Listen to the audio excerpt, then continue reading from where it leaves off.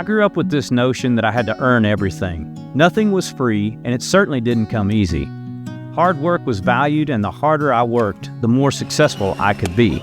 Strike three called, ends the game. So you can imagine how excelling to a career in professional baseball only perpetuated that lie. I believed that the hard work allowed me to achieve this prestigious position.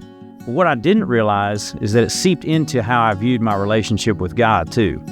But trying to earn or keep a spot on God's team is simply impossible. As my failures to live a righteous life piled up, I felt the weight of God's disappointment. The harder I tried, the more shame and guilt stacked up against me. But then came the revelation, which coincided with my journey to the major leagues. There were a lot of ups and downs in that journey. Performance issues, injuries, unmet expectations, all of them contributed to my lack of peace. I was weary of trying to be a good person on my own, from trying to find success in a career, and I cried out to God in a moment of surrender. No longer did I want my circumstances to dictate my contentment and peace.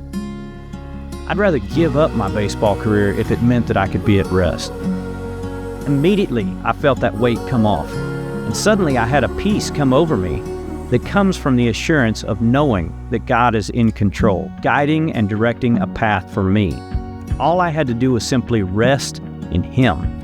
From that moment forward, I viewed my career as a tool that would allow God to work in and through me for the sake of His purposes. Playing baseball at the highest level with some of the greatest players in the world was an accomplishment, but God showed me that it wasn't my purpose. God made me for so much more as He continued to pursue me, and I surrendered to His plans. I love the passage in Philippians that promises, "He who began a good work in you will see it to completion." God has made me for this moment, and He's not done with me yet. Now baseball's a distant memory, but God continues to work through me in ways that I never thought possible.